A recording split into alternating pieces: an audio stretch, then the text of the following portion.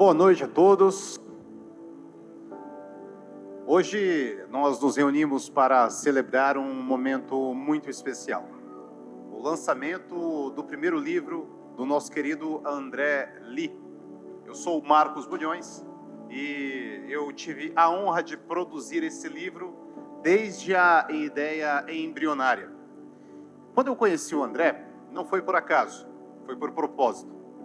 Não era para eu estar onde eu estava naquele dia e naquele momento.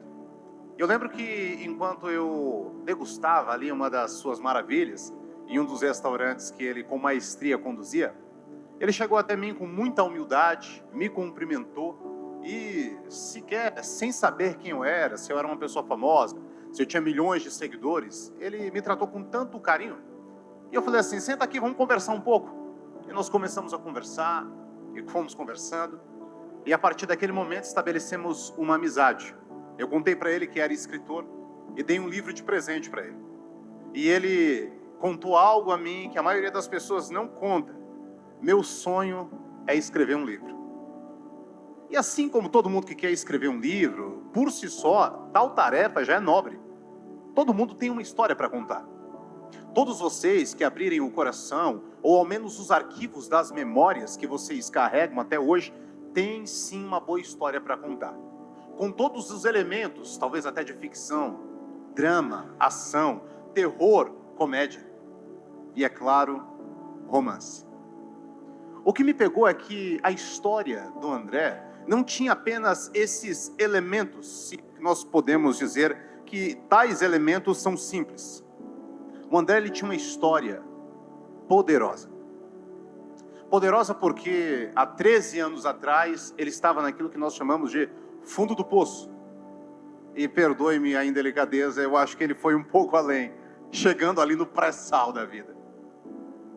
Só que ele, através da fé, do amor, da família e do poder de nunca se entregar, de nunca desistir, ele conseguiu construir um arco, que aquilo na psicologia que nós chamamos de jornada do herói, dar a volta por cima. E a partir do momento que uma pessoa consegue vencer os seus medos, vencer os seus traumas, ela tem todos os direitos do mundo, afinal carrega as cicatrizes, de ficar na dela, como nós falamos. Mas não. Parece que todo mundo que um dia sofreu muito por alguma coisa, ela carrega consigo não apenas o dever moral, mas a urgência de ajudar outras pessoas que estão passando pela mesma coisa. É como se, de alguma maneira, as cicatrizes que se fecharam através da alma daquela pessoa trouxessem uma mensagem. A mensagem de que é possível. É possível, se você estiver no fundo do poço, você sair desse lugar. É possível que, se você estiver enfrentando esse drama, você consiga superar. É possível dar a volta por cima, mas, sobretudo, não desistir. Então, aquilo ali foi em 2022, e quando foi nesse ano, ele chegou para mim e falou assim, precisa ser feito. E ficou muito bonito. Um livro impactante, um livro que me emocionou, um livro que me inspirou. E eu tenho certeza que também vai inspirar vocês. Conforme o tempo vai passando, às vezes nós podemos ler tais páginas e ler apenas com um carinho, porque é um amigo nosso. Mas o convite que eu faço para todos vocês que vão ler essa obra é que associem. Segundo dados da OMS, nós vivemos uma espécie de pandemia de dependências. Desde uma dependência digital, onde as pessoas atualmente têm muito mais tempo de tela que tempo de sono. Desde as dependências de comidas hiperpalatáveis, desde as dependências emocionais e por aí vai. Então, em uma época em que a dependência nos assola, é crucial nós entendermos que para vencer essas dependências, é necessário que nós nos tornemos independentes. Mas eu acredito que a única maneira de nós nos tornarmos independentes é sermos dependentes de algo maior. Das nossas virtudes, dos nossos sentimentos, das pessoas que nós amamos e, sobretudo, da nossa fé. Não por acaso, quando eu estava terminando o livro do André, eu recebi uma notícia que me animou muito. E apenas para resumir aqui, meu irmão mais novo, desde a época em que o nosso pai faleceu, ele começou a dar trabalho. E aí quando ele tinha 8 aninhos, minha mãe pegou ele fumando escondido. E aí depois ele começou a se envolver com pessoas erradas. Quando meu irmão tinha 15 anos, ele foi preso a primeira vez. Meu irmão foi preso durante 6 vezes. E todas as vezes que nós iríamos visitá-lo, era uma notícia ruim. Eu lembro que a primeira vez que eu apareci na televisão foi na Globo. E no final da tarde, meu irmão apareceu na Record sendo preso. Você é rico e não é o seu irmão, né? Isso acontece por quê, Bruno? Não sei. Mas eu sei que o que acontece dentro de nós é uma perda de esperança. E quando eu estava terminando a obra dele, eu já estava largando as fichas. E eu recebi uma notícia muito especial. Que pela primeira vez, meu irmão, ele tinha conseguido ficar 8 meses em um trabalho. Que ele estava longe das drogas, que ele estava longe do crime. E o que me motivou quando eu li essa obra foi exatamente isso. Porque se hoje vocês vão escutar um homem que formou família, um homem que deixou um legado de coisas positivas, eu quero que vocês olhem para ele, olhem para a história dele e enxerguem exatamente aquilo que ele representa. Talvez você já tenha passado por isso, talvez você já esteja passando por isso agora, e talvez um dia você passe por isso, que é o que, bilhões? O momento em que você olha no espelho, a única coisa que você vê é pó, escombros, daquilo que você fez, daquilo que você tentou, daquilo que você amou. E se um dia isso acontecer, eu te convido a relembrar o dia 16 de dezembro de 2025. Por quê, bulhões? Porque nós acreditamos em um Deus que Ele leva o homem do pó à glória. Recebam com uma salva de palmas o nosso amado André Li. O filme na cabeça, nossa filme de sair na frente, olhando pro céu. Falei pra Deus que eu ia avisar saí 13 anos atrás. Você, é difícil, né? Apresentar aqui para vocês a obra, né? Uma vida, né? E eu falo, Deus falou que eu escrever um livro no céu. E hoje está se realizando esse momento único, momento novo, né? Momento de esperança, um ciclo novo. E muito grato mesmo. No teu livro, cara, tem uma parte ali que me chama a atenção, que é exatamente quando você tem uma overdose que você poderia ter morrido. Inclusive, muitos morreram. Se você pudesse encontrar aquele André, com um livro na mão, olhar no olho dele, no dia que ele entrou na clínica, e falar alguma coisa para ele, se puder falar só uma frase, qual seria a frase? Jesus te ama. Jesus te ama. Boa noite a todos. Estou muito honrado pela presença de todos aqui, de coração. Todas as pessoas que Deus me apresentou durante a minha jornada. Eu fico muito grato por todos estarem aqui, amigos, colegas, pessoas que trabalharam comigo. Estou muito feliz. O chefão aqui também, muito feliz. E eu estou muito honrado neste momento para poder falar um pouco da obra, né? Mas antes, como temos muitos pastores aqui, eu sou crente, né? Então eu vou ter que fazer uma oração antes de começar, para que Deus abençoe este momento para todos, tá bom? Senhor, obrigado, Pai, por este momento. Estou aqui te agradecendo, mostrando aqui a tua obra, a tua ferramenta, porque o Senhor me usa como instrumento hoje. E aqui a minha responsabilidade está nas minhas mãos hoje, falando da tua palavra, orando, trazendo tua graça, teu Espírito Santo na vida de cada um aqui presente, Pai. Obrigado mais uma vez, em tua glória, em tua honra, eu te agradeço, Pai, em nome do Senhor Jesus, amém, amém.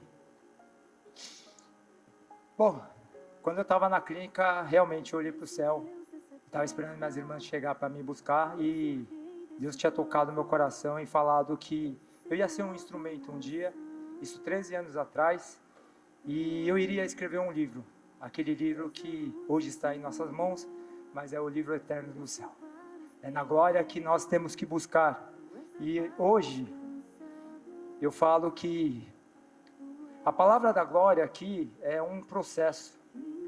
Não é uma promessa instantânea. Não é algo que acontece de um dia para o outro. A glória é um destino, mas também é a jornada. Em nossas vidas como cristãos, é marcado por momentos de dor, desafios, lutas. No entanto, o chamado de Deus é o maior de qualquer adversidade. E esse chamado, muitas vezes, começa no momento mais difícil da nossa vida, em meio de tempestades. Separei algumas coisas para falar com você sobre o livro. E ao longo da jornada, a oração foi a maior ferramenta mais poderosa. Quando nós sentimos fracos, sozinhos, sem esperança, e a oração encontramos força para seguir em frente. Um chamado que muitas vezes nasce em silêncio, na dor, na dúvida, mas que carrega dentro dele uma promessa da glória. Quando eu olho para a palavra, eu vejo que ninguém viveu algo tão grandioso antes, através de um vale. Que ninguém chegou no propósito sem antes passar processos. Vou citar alguns exemplos bíblicos, porque eu sou cristão, mas é rápido, para vocês verem que o processo é importante na nossa vida. Em toda a Bíblia, vemos homens e mulheres em meios de caos, ouvindo o chamado de Deus para grandes coisas. Eles não estavam buscando mais a glória.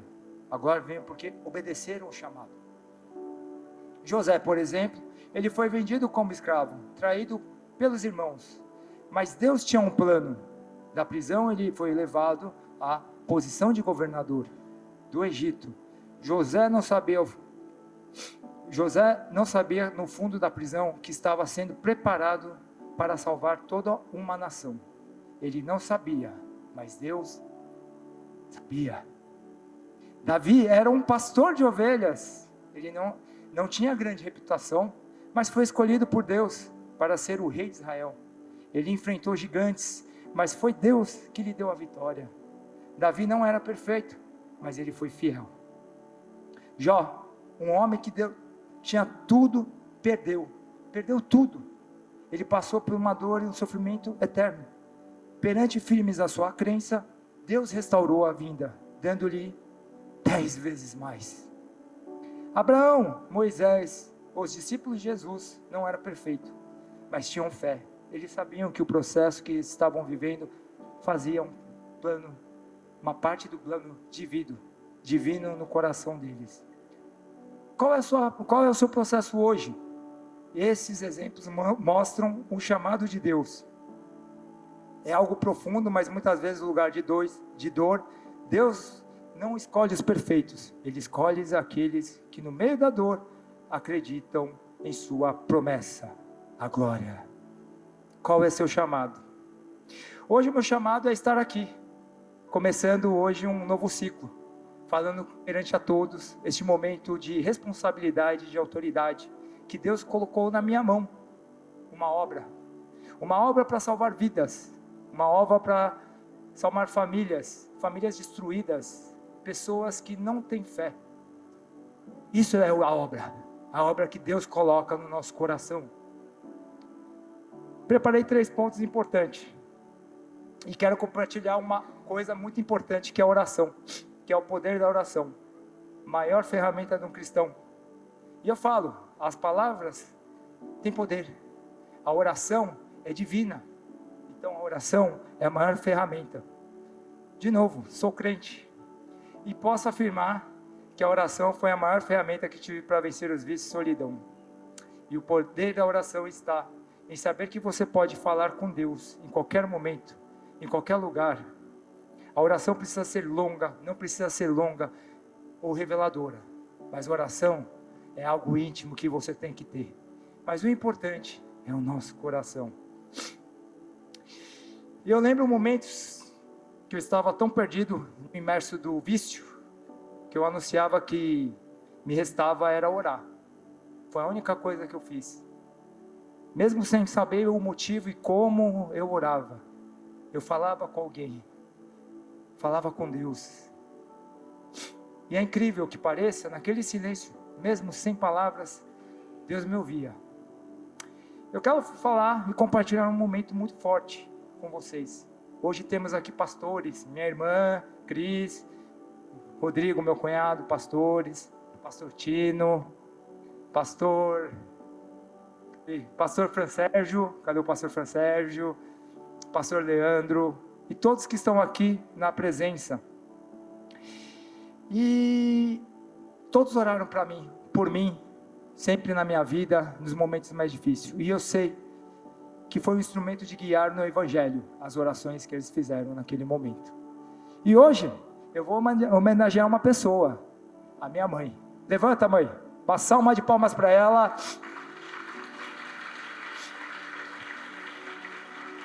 Parabéns, mãe, eu te amo, estou muito feliz e honrado. Minha mãe está felizona. Ontem ela que fez as flores, viu, gente? Ela falou, eu vou fazer as flores. Caiu um temporal aí em São Paulo, aí ela foi lá fazer as flores, comprou as flores no Ceasa e tudo mais. Obrigado, Omar. Tá muito lindo. Isso aí, ó. Olha a irmã mais velha puxando a orelha. Vou contar uma passagem que é importante. Não coloquei no livro, mas eu vou compartilhar com vocês. Nos dias que eu usava drogas, quando eu estava perdido, eu escutava um clamor da minha mãe no quarto. Eu sabia que ela orava por mim. E eu estava no outro quarto. E eu podia ouvir suas palavras. Mesmo quando eu não entendia o que ela dizia. Minha mãe fala coreano. Eu sou um coreano paraguaio. Eu entendo mais ou menos. Faço comida japonesa. Eu não entendo nada de coreano. Eu só finjo. Ai. Mas eu sei que suas orações atravessavam barreiras. Eu sabia que ela estava orando de alguma maneira para a minha recuperação. Não apenas pelo fim do vício, mas pela minha restauração como homem, como filho, como pessoa. E mesmo quando eu estava tão longe, meu coração sentia que Deus estava ali, me ouvindo. A oração é o que nós mantemos firmes quando tudo parece desmoronar, quando os vícios e as dificuldades nos afligem. É a oração que nos sustenta. Não é apenas pedir, a oração também é escutar, permitir que Deus transforme a vida de cada um que está aqui. Amém? Amém. Muito feliz.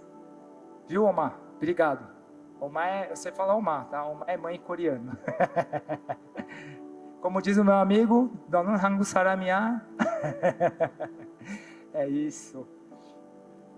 Eu vou falar sobre vícios. Lógico, eu tenho que falar sobre vícios, que foi uma parte muito importante. E é por isso que a obra foi criada, foi feita. Todos nós temos alguma forma de enfrentarmos algum tipo de vícios na vida, igual o Marcos falou. Eu vivi um vício, e não foi um vício qualquer, mas foi um vício das drogas ilícitas, que me levaram no fundo do poço. Eu passei por isso, vivi na escuridão, mas Deus me tirou de lá.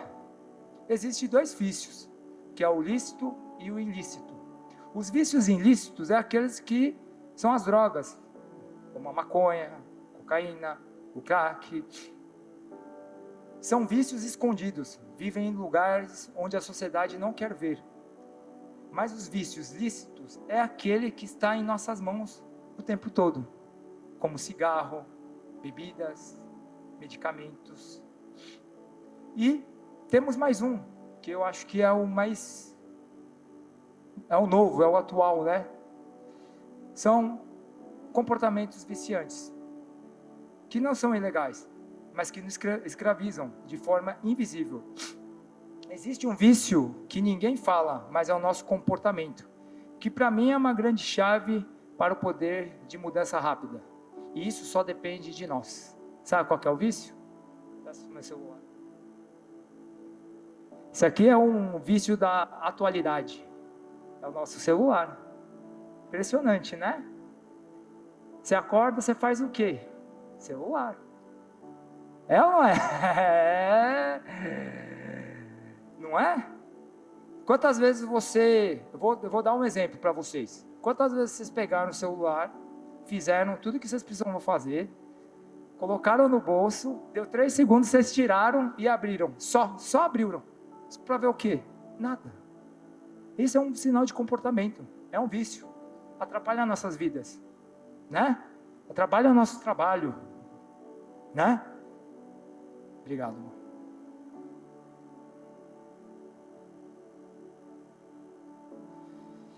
E eu falo isso porque muitas vezes não percebo que os vícios em nossa vida, ele não está apenas nas drogas e no álcool. Eles também estão no comportamento diário que nos afastam do propósito da transformação. E eu falo que para eu parar de fumar, para eu parar de beber, para eu parar de fazer as coisas erradas, eu tive que mudar o meu comportamento. Então eu falo que o primeiro caminho é você mudar o teu comportamento. Achar quem é você. Saber que seu maior inimigo é você mesmo. Reflitam isso uma vez. E quando começamos a reconhecer os vícios, seja na droga, seja no comportamento, e é aí que vem a transformação. Mas a transformação não acontece no dia para a noite. Ele exige fé, fé para mudar, fé para deixar para trás aquilo que nos não serve mais. A oração é um combustível dessa transformação. Quando começamos a orar e pedir a Deus forças para deixar o vício, Ele nos dá. Deus nos dá muita força nos momentos difíceis na nossa vida. Ore mais. Quando pedimos com sabedoria para mudar nosso comportamento,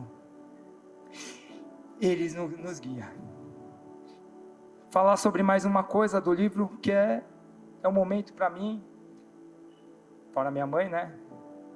Eu vou falar de uma pessoa fundamental na minha jornada. No meu livro, se vocês abrirem o capítulo 10, eu tenho uma homenagem para essa pessoa.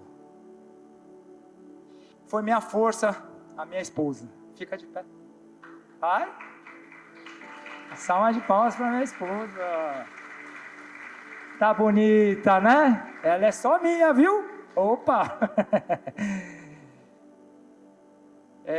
Minha esposa, mãe da nossa filha Maia, minha eterna companheira, eu te amo, muito obrigado.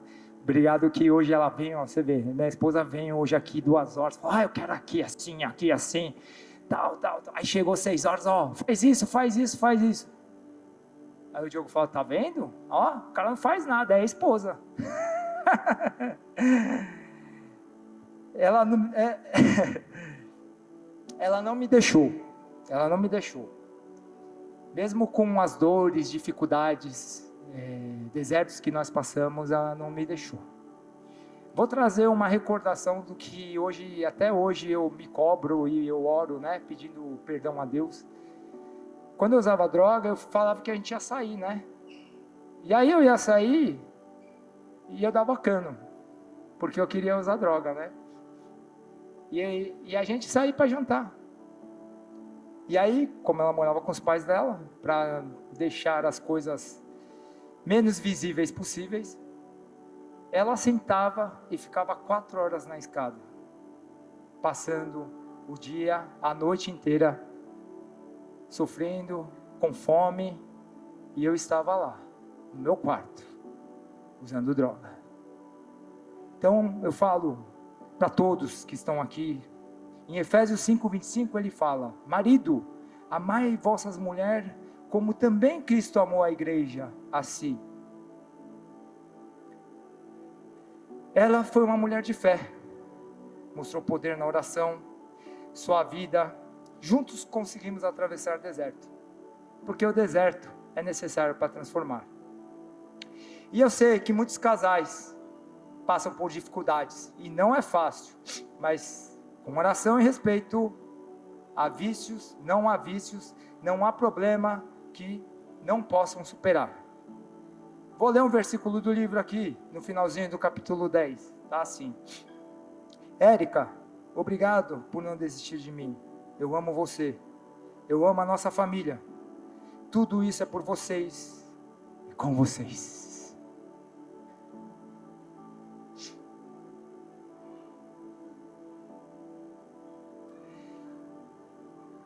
Que a oração seja a maior ferramenta da sua vida. Que ela seja a chave para a sua transformação, para a cura dos seus vícios, para o fortalecimento da fé. Afinal, nenhum vício vai nos derrubar. E como eu disse no início, a glória vem. E ela vem para aqueles que permanecem fiel. Eu falo que tem uma passagem que vai ser muito importante um pouco, que no momento que eu usava drogas, eu escutava um louvor. Era impressionante, eu usava droga e eu escutava um louvor. E esse louvor do Fernandinho, Grandes Coisas, ficou marcado na minha vida. Eu estava na clínica, depois de 2 meses, eu vou contar como eu tive um encontro com Deus.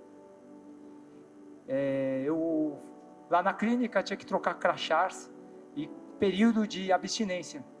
E no segundo mês eu fui trocar o meu crachá.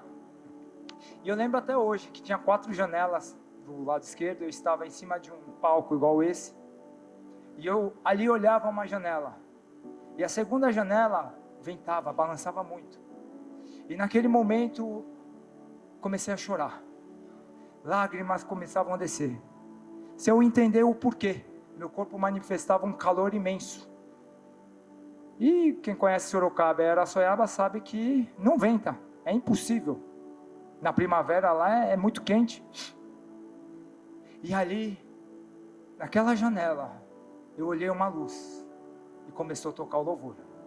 Grandes Coisas. E lá, eu falei, eu creio que o Senhor está aqui comigo. E é aqui que eu tenho que me moldar. Ser um novo vaso. Ser um novo homem. Para que lá fora eu esteja preparado para todos os desertos. Mateus 6,19 ele fala, não se preocupem em acumular riqueza aqui na terra, onde traças e ferrugem destrói, e onde os ladrões arrombam e roubam. Guarde sim tesouros preciosos no céu, onde traças e ferrugem não destrói, onde ladrões não arrombam e nem roubam. Pois aonde estiver a sua riqueza, lá estará o seu coração. Lá estará o seu coração. Não esqueçam disso. Lá estará o seu coração. Eu creio muito. Todos me conhecem. Estou muito feliz que tem muitas pessoas que viveram comigo na última empresa que eu passei. E lá comecei a falar e ministrar um pouco mais. E lá eu vi como Deus foi manifestando como ferramenta. E hoje ver vocês aqui, eu fico muito honrado, porque tive muitas conversas em particulares aqui. E Ele sabe o que cada um escutou. Ele sabe, porque Deus vai me usando como ferramenta, instrumento. Vou contar uma passagem de uma pessoa que está aqui, que foi no dia da minha despedida. Ele veio me abraçar, me chorar do meu ombro e falou assim, André, eu nunca esqueço, no dia que você me chamou lá, naquele lugar, e olhou para os meus olhos, e falou, Jesus te ama. Nesse dia, ele estava com pensamento de suicida. Ele queria pular do primeiro trem. E ele falou que naquele momento, quando eu olhei para ele, e falei que Jesus amava ele, ele falou que saiu, entrou no banheiro do shopping, começou a chorar, e hoje ele está aqui. Ficou muito feliz. Obrigado, Ivan. Deus abençoe, viu? E você vê que é isso. É onde está o seu tesouro. No coração. Não é riqueza do mundo. Mas olhe para o céu e agradeça mais. Agradeça a família que você tem. Não se preocupe com as coisas, porque Deus vai te prover. Ele vai te entregar. Tenha um coração reto. Tenha um momento. Porque grandes coisas estão por vir. E grandes coisas vão acontecer nesse lugar. Eu creio. Eu creio. Deus abençoe a todos. Eu agradeço demais a presença de cada um que está aqui. Eu falo que cada um que está presente aqui dentro está na minha oração coletiva. Falar todos os nomes não dá, mas Deus já sabe quem está no meu coração. Todos vocês estão aqui no meu coração. Obrigado a todos. E terminando aqui, eu vou fazer as assinaturas e as dedicatórias para cada um. Tá bom? Obrigado. Deus abençoe. Obrigado mais uma vez. Glória a Deus. Obrigado.